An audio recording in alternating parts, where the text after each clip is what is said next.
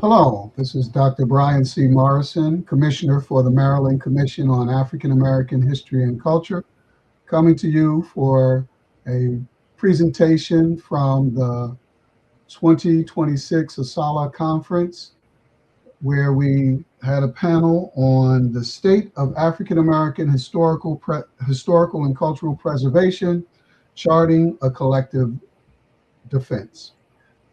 We have with us today representatives from three different state commissions that do African American historical and cultural preservation work from Maryland, South Carolina, and New York.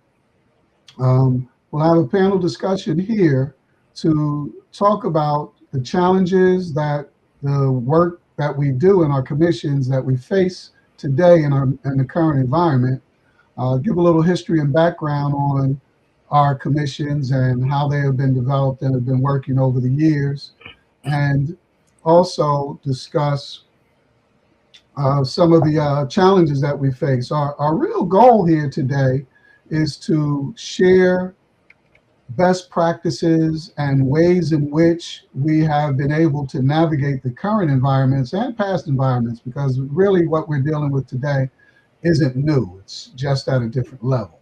So this work has always been challenging, ensuring that we research, identify, highlight, preserve, document, and share out our history and culture. It's always been a challenge. Now we just have another level of challenges, and we felt that this would be a great opportunity to come together collectively and bring our work that we're doing throughout the country together to share and to share how we do our work and how we can help one another and lift up the work that we do. Again, we have with us representatives from the state of Maryland, the chair of the Maryland Commission on African American History and Culture, Kaylee Aset Amin. And also with us, we have from the New York State African American Commission, Dr. Ann C. Bailey, and also the chair of the South Carolina African American Heritage Commission, Ms. Vivian Glover. We're going to do a quick round of introductions, and from there we'll jump into a round of Q&A and to give the commissioners the opportunity to share their work and to discuss our challenges and best practices. So to start out, each commissioner will introduce themselves, give a little background on their commission, and then we'll jump into our Q&A rounds. We'll start with Dr. Bailey from the great state of New York. Good afternoon. I'm really happy to be able to share a little bit about the State Commission, which was begun and established by executive order by Governor Kathy Hochul in 2022. And I was very privileged and honored to be asked to be one of the commission members. I am a history professor. I teach African and African American history and Caribbean history at Binghamton University, the State University of New York. And I'm also the director of the Harriet Tubman Center for Freedom and Equity, which is a research arm of the university. And we advocate for historical preservation and particularly for community engagement in historical preservation. So again, as a member of the New York State African American Commission, that has turned out to be, two of the twin goals of the African American Commission was telling the history of people of African descent in the state of New York, upstate, downstate, all over the state, as well as preserving it, historical preservation. So I'm happy to be a part of that effort, both on my campus with the Harriet Tubman Center, as well as a commissioner. Chair Glover. Thank you, Dr. Morrison, for this opportunity to speak to you and to the other commissioners. As you said, I'm from South Carolina. We have the South Carolina African American Heritage Commission. It was started as an idea in about 1992.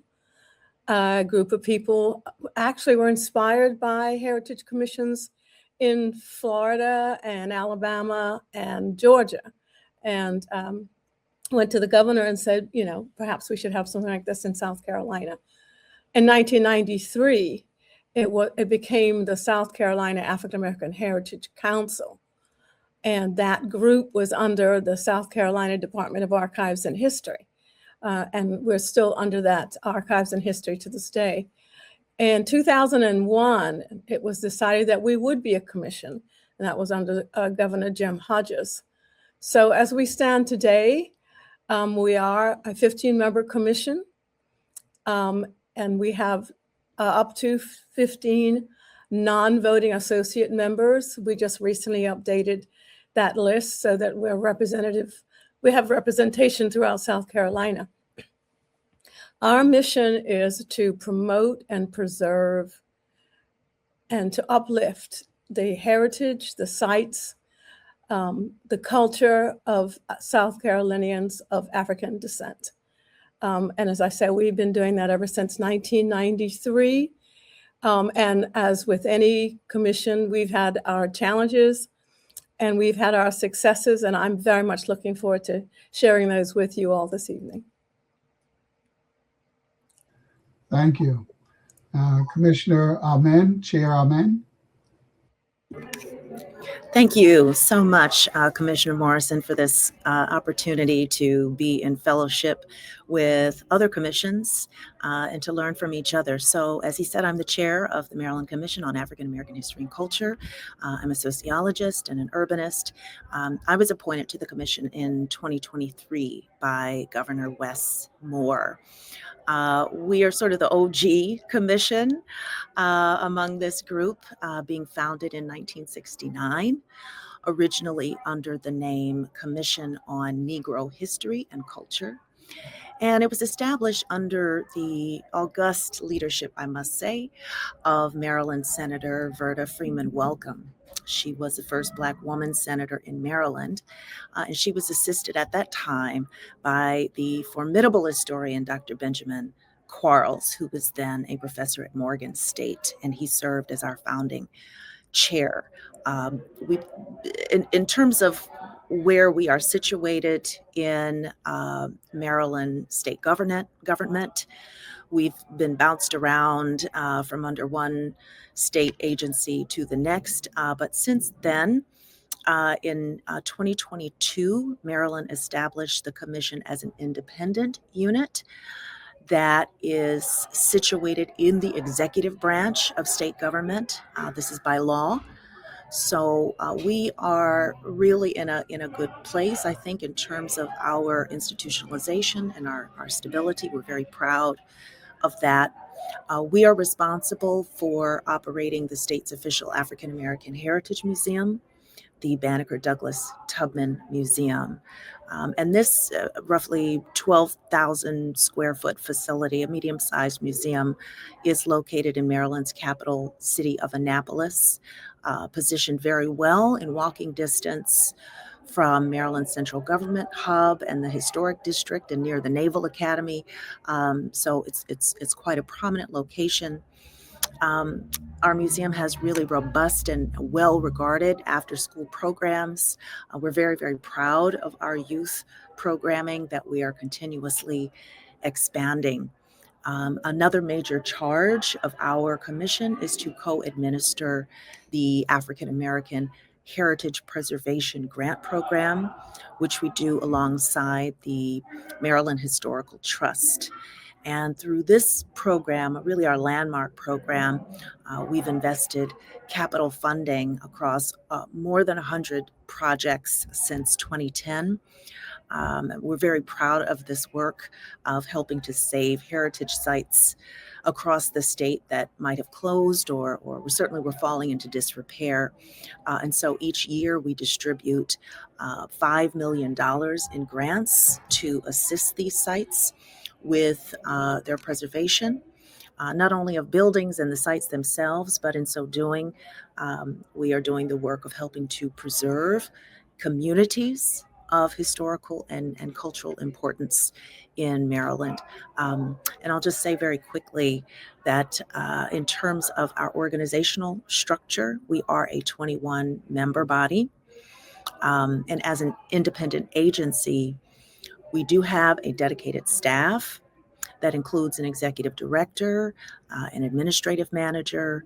The agency staff also includes the personnel who staff the museum, curator, grant specialist, marketing department, an archives, small archives department. And we have 7 committees through which we do our work. And we also work very closely with the support organization, the Banneker Douglas Tubman Museum Foundation, which is a 501c3 that we work very closely with. They serve as a fiscal sponsor for any outside grants or donations we receive. It's a very important relationship. So that's just an introduction to our work, and I'll leave it there for now.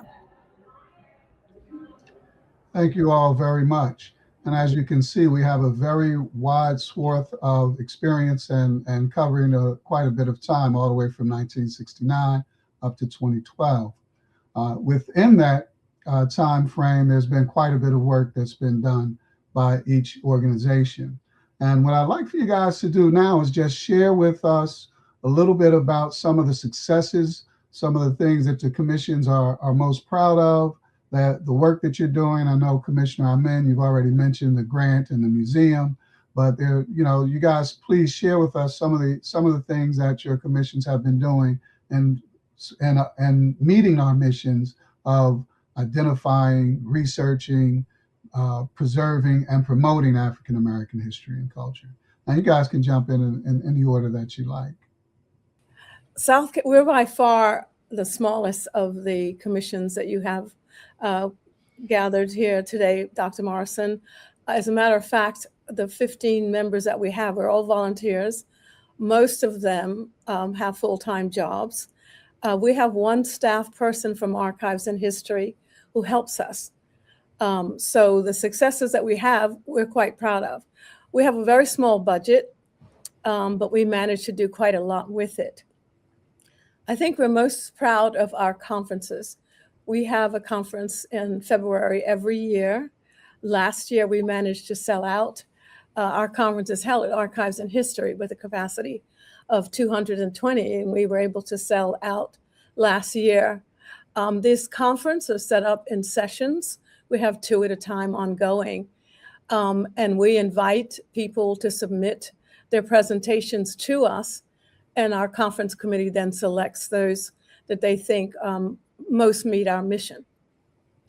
This year, I'm pleased to say, maybe due to our success, our Congressman, James Clyburn, who obviously is a national figure, has agreed to grace us with his presence at our conference. So we're looking forward to having even more successful conference this year.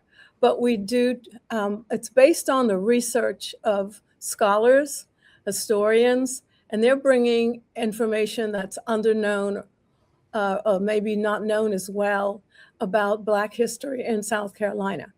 I think the conference is probably our most successful venture. The second might be the 25 historical markers that we've funded throughout South Carolina. These are markers, again, of significance to our African American history. We were able to fund those so that those groups of people who couldn't afford to go through the process and purchase a marker have that funded. So the research we undertook with them, with these groups, and also the funding.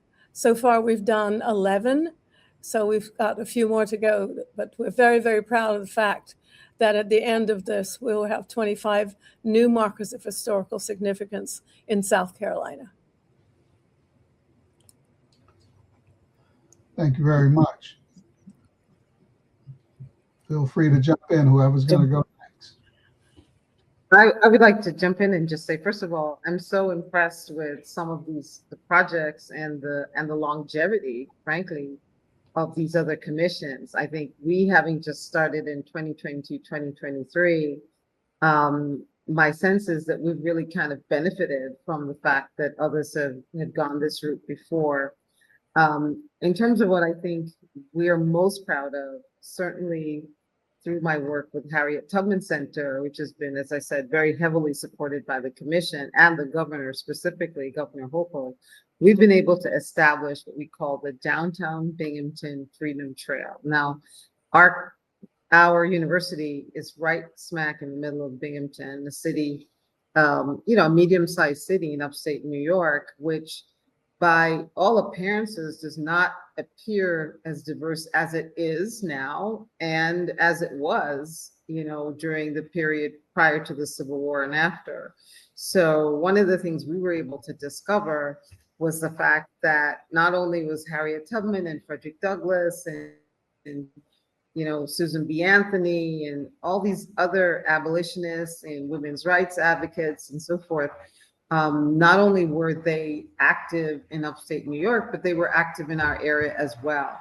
And they were advocating for freedom and equity. And a multicultural group of Black and white abolitionists really were early advocates for freedom and equity. A good example, one of our markers, we've established 13 markers, and one of our markers is of a 1861 school for, then we would have said, colored children. So one of the first schools for Black children in the state. And we were so excited to learn this information that in our small town of Binghamton, 6 years before Howard University, in fact, was founded, our small town had a school for children of color. And so we really realized that there was a lot of pioneering work being done there in the past, but this was not largely known to the community. In fact, what was more known, quite sadly, was the fact that in the 1920s, the KKK had chosen Binghamton as their headquarters. So when you came to work at a place like Binghamton University, like myself 20 years ago, this is the news that you were greeted with. You were told that this is part of the history of Binghamton, but be comfortable, if you will. And it was just great over the years to discover that there was another side to this history and to this place. And Black, white, Asian, Latinx, all of us who are part of Binghamton now are really celebrating this history and the diversity of this history through the Freedom Trail. And the last thing I should say about the Freedom Trail is that it culminated, although it was the last thing that we did, but it's the first stop, so to speak, with a new statue of Harriet Tubman. And we're very, very happy to we have chosen, with the community's engagement, the sculptor Zoe Dufour. And Zoe Dufour, a nationally acclaimed sculptor, has just given us a beautiful work of art, which is more than art. It's about inspiration. And that was one of the things that we wanted. We really wanted to inspire the next generation of change makers. We wanted it to be more than just bronze and stone and something pretty, but something that when young people come on the school trips, both the young people from our university and the young people from the public schools all around, and they walk the trail and they learn about Harriet Tubman and the other abolitionist heroes,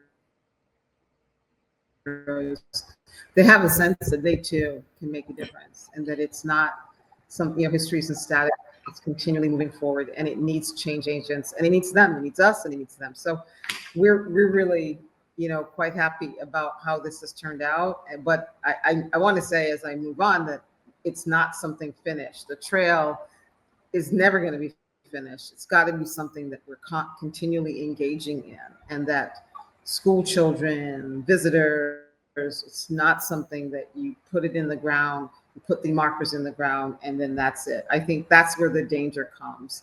And that's when history gets forgotten and others are able to take our narrative and twist it, turn it, dismiss it and erase it if we're not continually engaging this history on a regular basis. So that's one of the things that we're doing beyond putting the markers in the ground and having mounted the statue. Chair Ahmed. I'm just so inspired by the incredible work of all of these commissions. Thank you so much for sharing what you all are doing.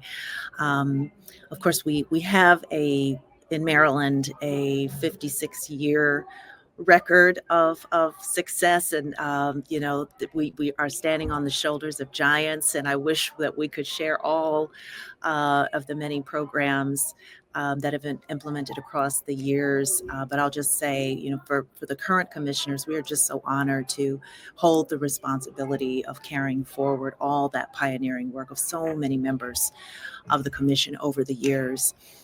So I'll just highlight a few of the contemporary programs that we're very proud of.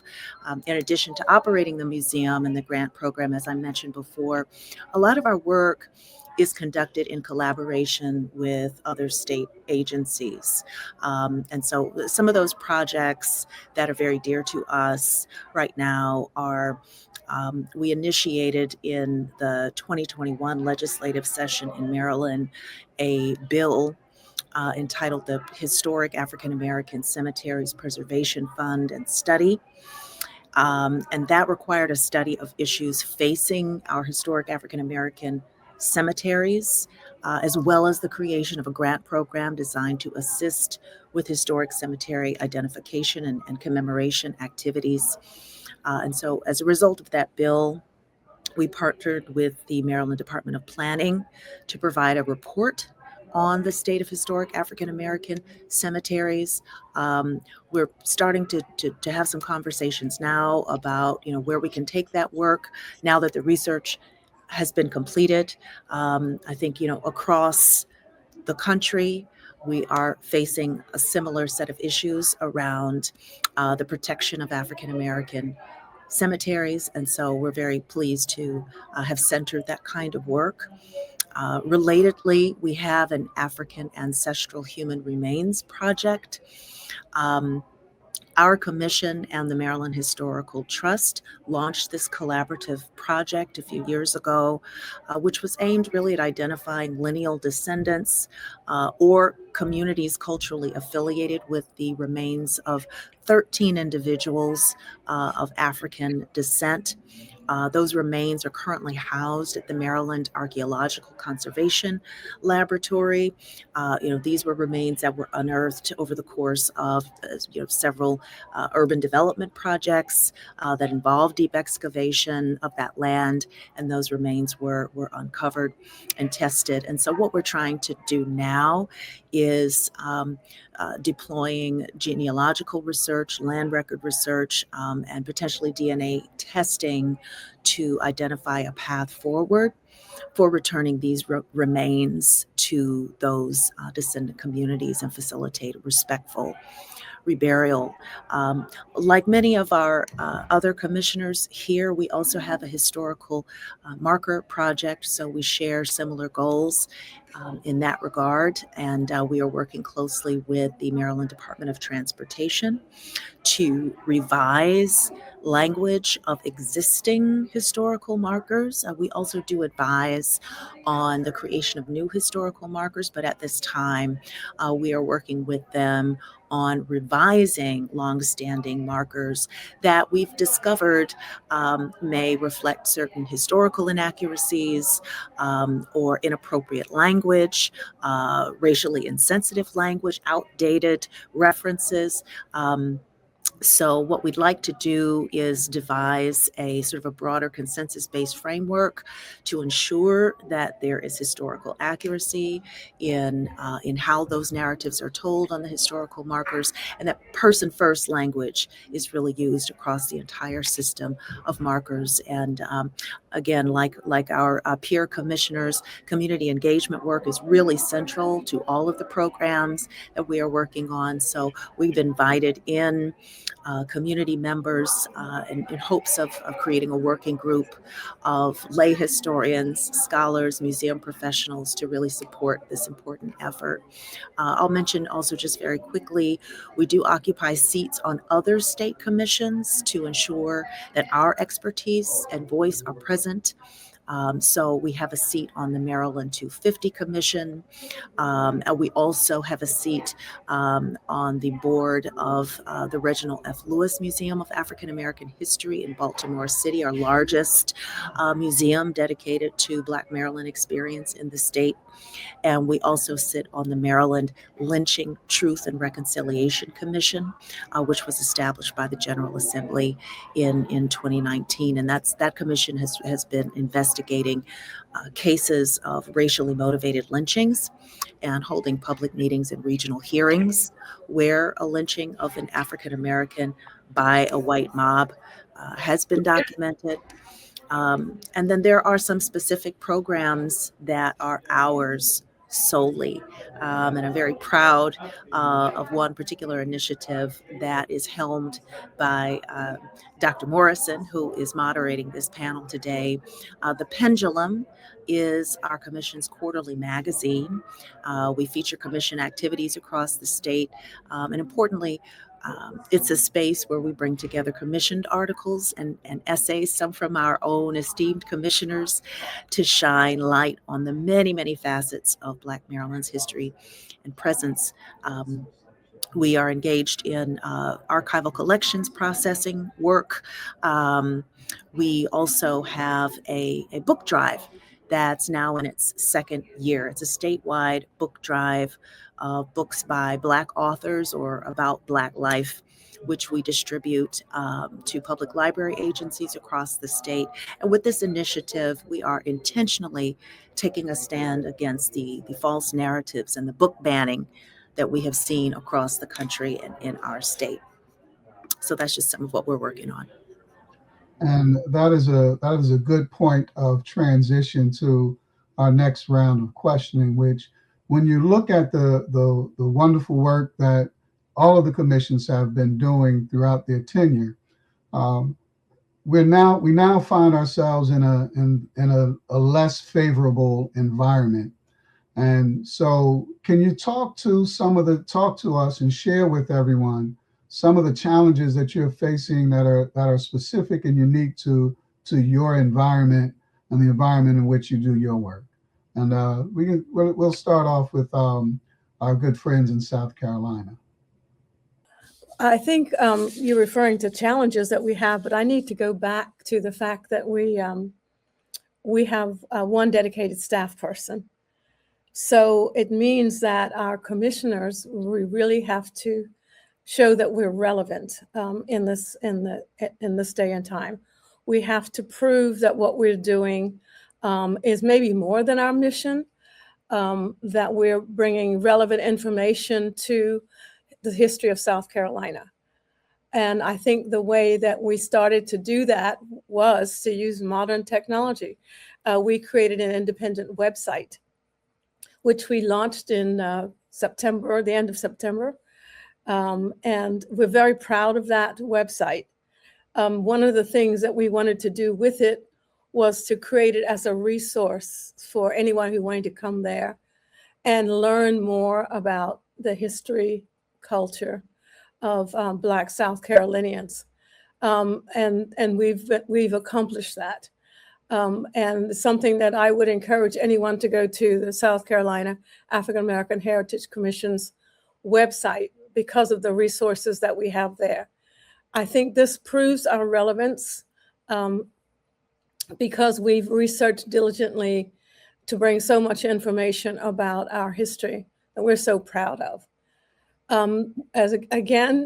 Because we have limited resources, it's important for us to meet with, talk to, and tell every policymaker that we come across what we're doing, and why it's important, and how it's helping the state of South Carolina, even to the point where we talk about tourism and the fact that African-American tourism is growing because so many people want to know about our history. We have so much, it's complex, it's rich. So we're keeping everyone that we come into contact with, we're trying to keep them engaged, and we're trying to get the support so that we can carry on our mission. I hope that we're doing that with the website, with our newsletter, with our conference, with the initiatives we make to cooperate with other organizations similar to ours in mission. One of the things that I think we're doing that is going to make us even more relevant is being a part of this SC 250th. We've taken it upon ourselves to present Blacks in the American Revolution. So this is part of our conference, but it's also, we're in cooperation with our South Carolina Humanities.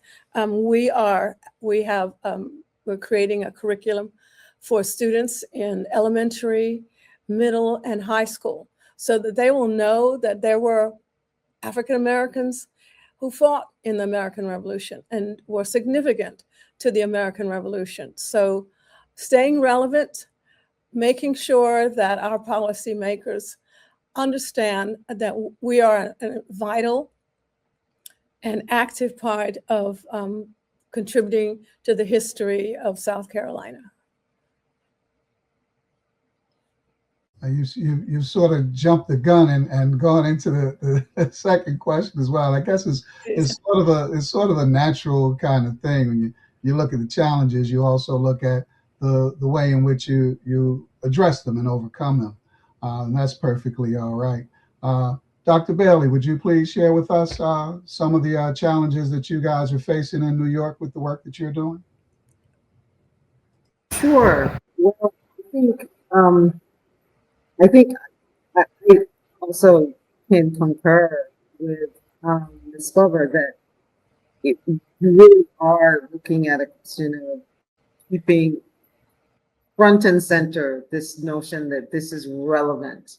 This is a bread and butter issue, because when we think about what's needed in our communities, often we think, well, bread and butter issues like food insecurity or housing or education access and so forth. And so when you're talking about historical preservation, and I will be the first to say that before I got into this business many years ago, I also might have asked myself, like, is that a bread and butter issue?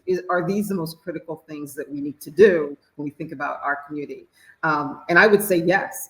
Now I say yes, because it is linked to these more traditional bread and butter issues. I think, for example, education. If young people are getting, as our fearless OG of OGs, Carter G. Woodson would say, if they're being miseducated on some level. 100 years ago, he wrote the book, The Miseducation of the Negro. And the point being that we were not learning about our history. We were not learning about ourselves. You know, on the Egyptian temples, if you go to Egypt today, it will say, know thyself. And I like to put that somewhere in my house, in my office, just this notion that we need to know who we are. And unfortunately, even in the best of schools, it's still not as common as we would like it to be, that African American history, the history of people of African descent, and the history of other underrepresented groups is taught on a regular basis and is infused into the curriculum. So if we look at that as a challenge, right, we can see how historical preservation efforts like the ones that these commissions are engaged in can directly address that. Because in our case, we have, we've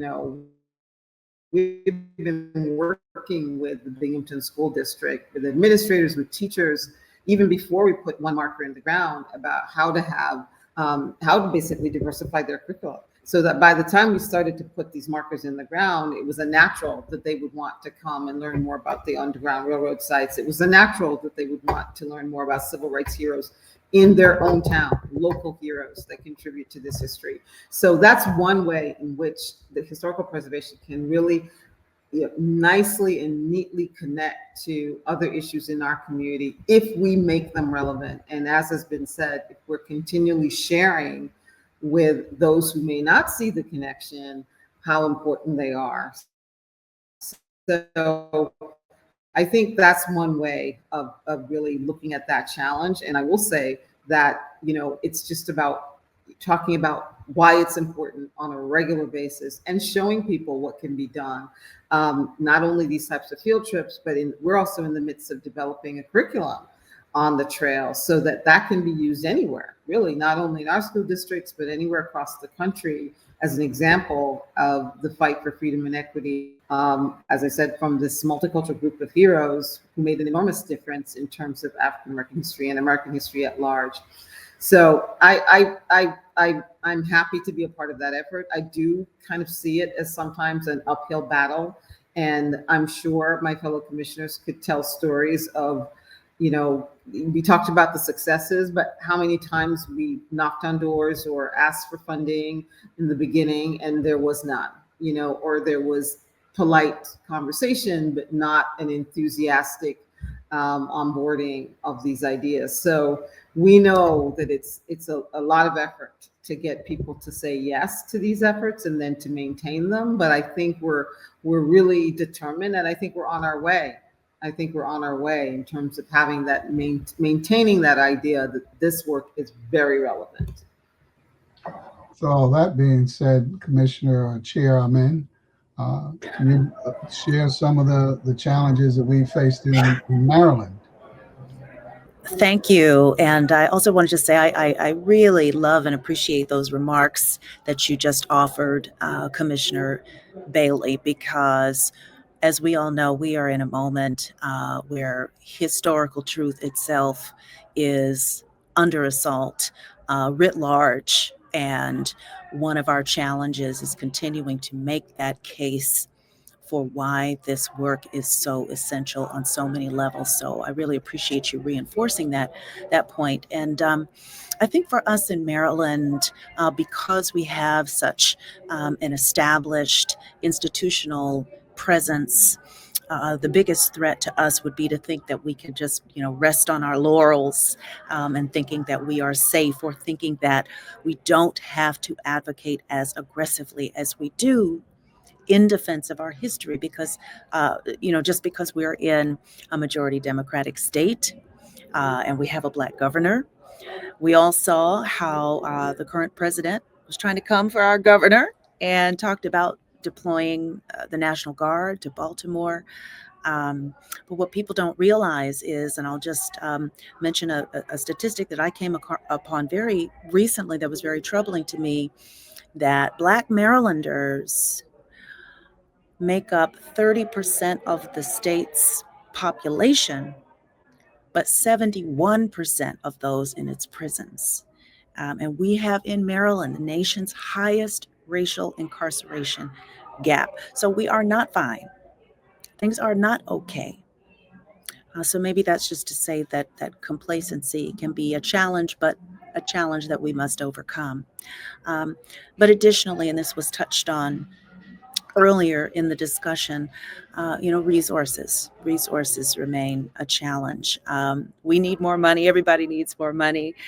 We do have, we know that we're in a good position in that we have a $1.7 million annual appropriation for the museum and for the administration of our agency. And we do receive a $5 million allocation from the Maryland legislature for the Historic Preservation Grant Program that I mentioned earlier. However, we've also learned in the many years of doing this work with our grant program and with our other activities that our appropriation meets a fraction of the actual need. We get so many applications and requests from our precious African American sites and community organizations, tens of millions of dollars in requests, and we can only provide 5 million on an annual basis. And we also have, limited capacity. We always need more minds and hands engaged in the work. Commissioners are not compensated, but there's a great responsibility on our shoulders, and people are stretched thin like everywhere else. So we are constantly trying to think about ways of recruiting, of bringing volunteers, of bringing community members in the work so that we can really make sure we have a large and geographically represented, geographically diverse kind of cadre of folks that are out there doing this work with us. Thank you for that. And I'll just piggyback a little bit on that to sort of amplify one of our challenges, and that comes out of the work of administering the African American Historical Preservation Program grant. And that is that the grant is for capital funding. And through looking at the applications and the requests that come in, we know that there's much more funding needed for programming. So that is an area where that is a challenge. The need for those resources that comes in as well. So I'd like to just ask one more round of questions having to do with the work that we do. So we have looked at the history of the various commissions and the work that you guys have done. We've identified some of the successes, and we've looked at challenges. But our goal here, and you sort of touched on some of the strategies that you've been using to overcome the challenges.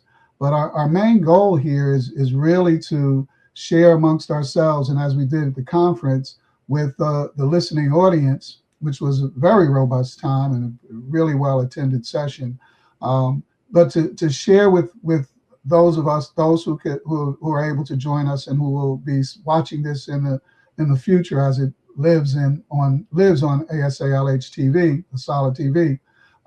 What are some of the specific strategies that your organizations, that your commissions employ to get that funding, to access those resources, to overcome those closed doors that show up in your face, to deal with the teaching of false history and false narratives about our culture and our heritage? So if you could talk to some of those specifically, that would be very helpful. And I'm gonna let you guys go in the order that you so desire. We have a strategic plan, Dr. Morrison, and it's a step-by-step guide for the commissioners from 2025 to 2026, several pages. And what we've done is looked at the objectives that we need to meet. And again, based on the fact that our budget is small and that none of us can work full-time on this, we created committees. And the idea is that our committees decide what their particular goals are. And I'll give you an example of that. We've established a committee to give a prize to nonfiction work published between 2023 and 2025. So it's up to that committee to read all the books that are submitted, discuss the merits of all the books that are been submitted, and then to award a prize. And we will do that in our conference in 2026. So the reason we're doing that is because, first of all, we want to give ourselves more credibility as a Heritage Commission, but we also want to bring attention to research in our area. And that was one of our goals, for us to take a research and the publication of that research more seriously and bring it to the attention of a wider audience. So all of our strategic planning, our objectives are based on some outcome that is going to uplift and make the state more aware of what we're doing, our contributions to African American heritage. But it started with a strategic plan. We were going to review that plan once a year, but I realized not long ago that maybe we needed to look at our strategic plan biannually. And so in June, we're going to look at it in February, and in January, we're going to look at it and to make sure that we're doing everything to hone that strategic plan, to make sure that all of the outcomes are helping us to have a higher profile in our state, and for people to really appreciate and understand the contributions that we're making to the history of South Carolina. I should add that I think the idea of a strategic plan is so critical at this time, so that the temptation, because there's so much, as Dr. Amen was saying, it is a time when there's an assault on truth, and it's definitely historical truth where it comes to people of African descent. So the temptation is to go in every direction, or to, frankly, just be constantly on the defense. And one of the things I've been saying, both at the Harriet Tubman Center and for the African American Commission of New York State and everywhere that I go, is that we really need to be on offense as well. I'm not the best sports fan, but in what I know about sports, whether it's basketball or football, you've got to play offense as well. It can't just always be that you're on defense.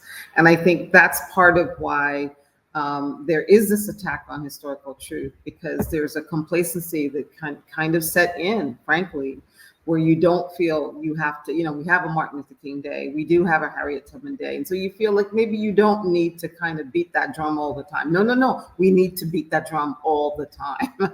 We do, because first of all, there are new generations coming up that don't know others, that just need to be reminded of the rights that we have and the rights that we can potentially lose. So you need to maintain those rights and fight for those rights. And you can't fight for what you don't know much about. So I feel like that's one of the biggest challenges, and a strategy of having a strategic plan is critical.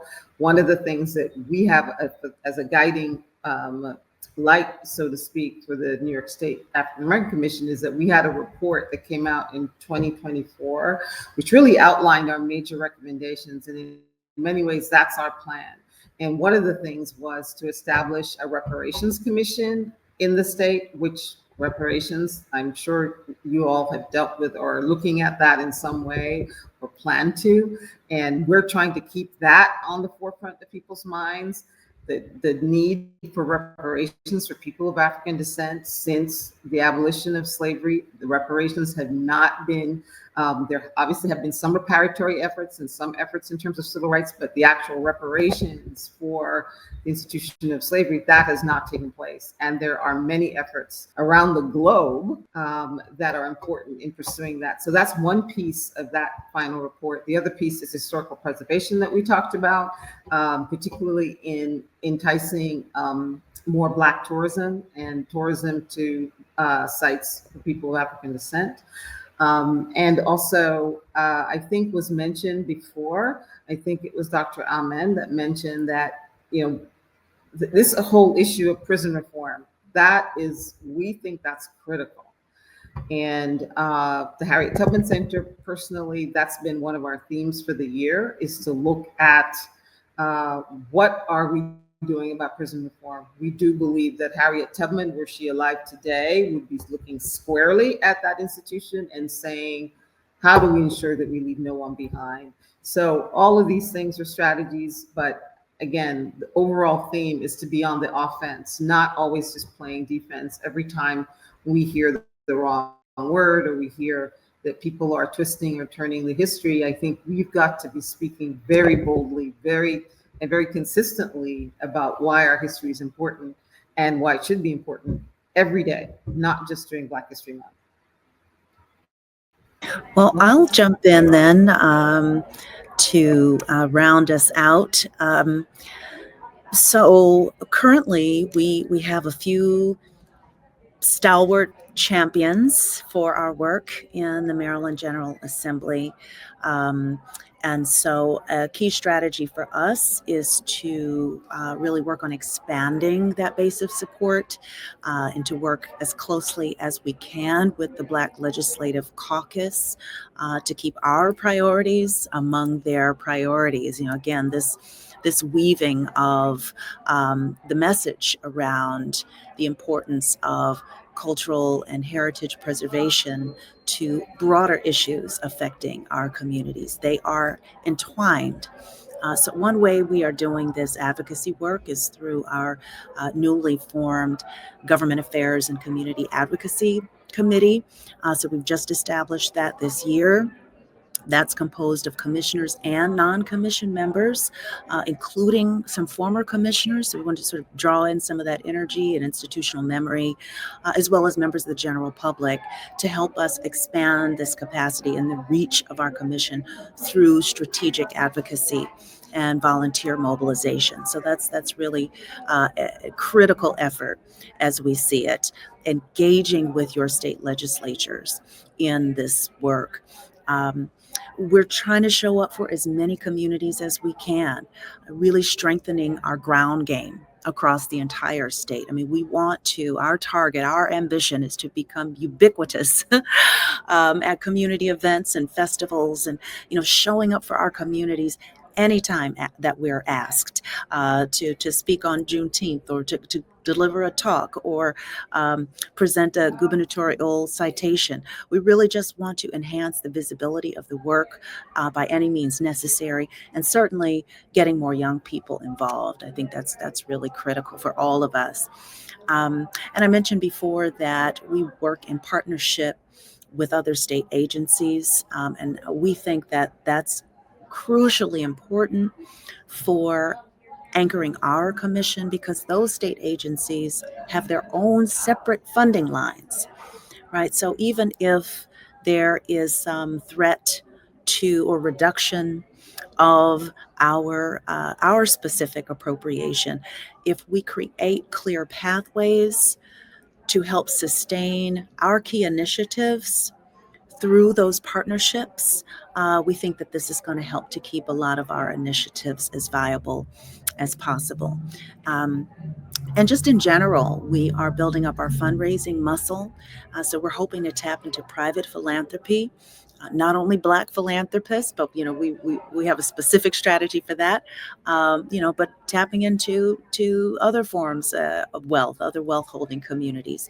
Our goal is to create an endowment through our museum foundation that will provide a strong base from which to draw, again, if we find ourselves in even leaner times.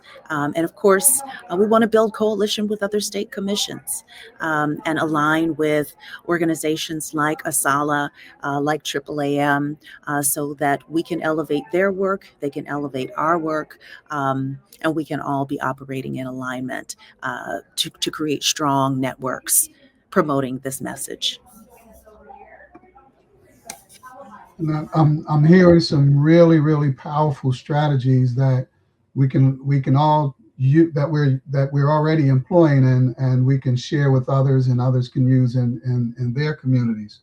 And one of the things that I'm hearing that is really good is that, given the times that we're in, it's really easy to become quite reactionary and to jump out and lash out at every crazy thing that's coming out of this current administration.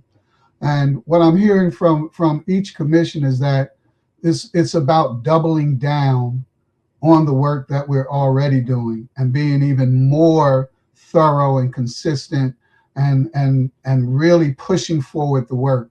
In my conversations throughout since this administration has been in place, I've heard a range of responses to that question of how do you respond in this moment.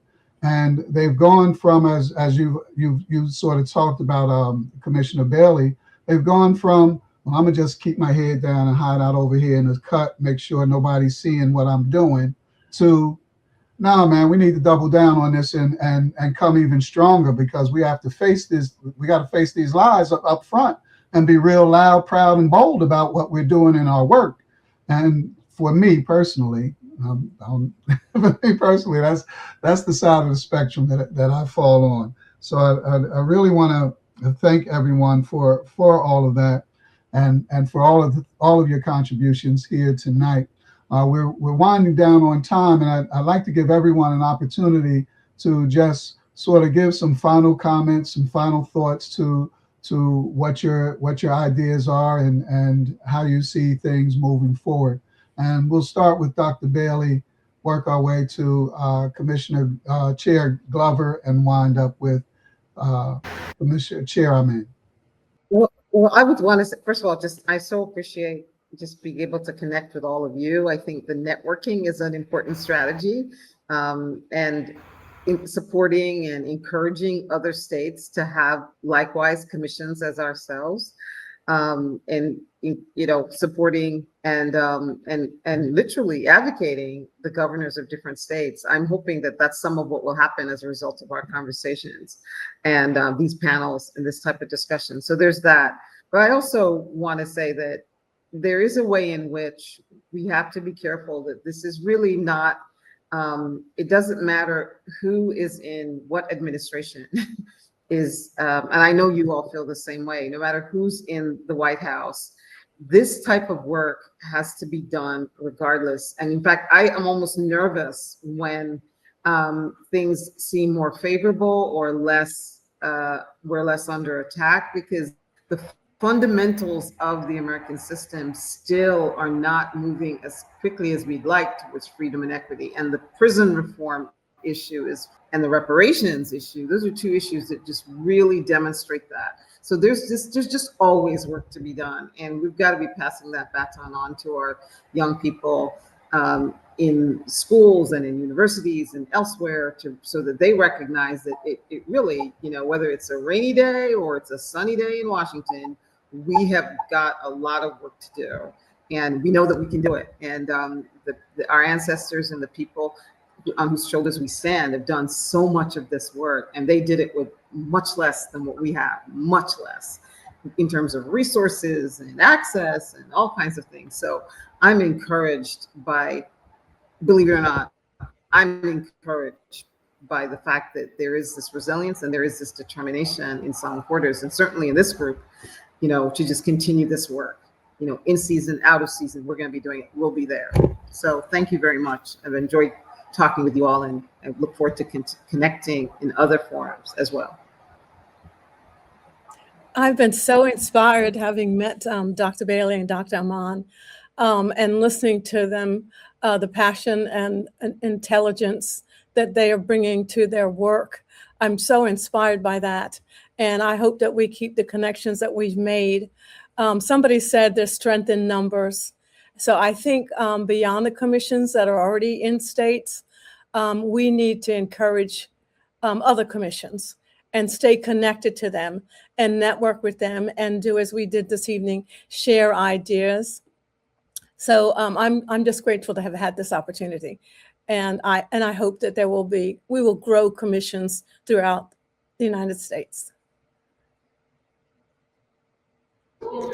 Agreed in all ways. And so with just a few seconds to spare, I would say that as far as the work of the Maryland Commission, I think, we think of ourselves as a kind of wraparound educational service, a statewide freedom school. We're reaching K through 12 learners and our elders through our museum programs, and everyone else in between through popular education, through our magazine, through our public meetings. And we're going to keep doubling down, as you said, Commissioner Morrison. We are unafraid, right? Because we know our labors are righteous. So we're not toning down anything or retreating. And I would just like to, echoing again what my fellow panelists have said, to see us really just, expanding the tent, continuing to network with each other with clear objectives in mind as we do so, and even engage some outreach with municipal commissions that may be operating in parallel to see how we can really create a strong nexus of this kind of local and state government supported work. And thank you all for a very, very enlightening session and for what you have all brought out. One of the outcomes of our session at the SALA conference is exactly what you guys are saying, this call to action. We are calling for anybody in any state that wishes to form an African-American historical, cultural commission in their state to sign up on our interest form, and sometime in the late spring, early summer, we'll be bringing folks together to go over a playbook of how to create a state commission on African American history and culture in your state. Again, we'd like to say thank you to Asala for providing this opportunity to get the word out. And we hope that everyone has a wonderful Black History Month. And please stay tuned to Asala TV for more wonderful African American Black History Month programming. Have a great day.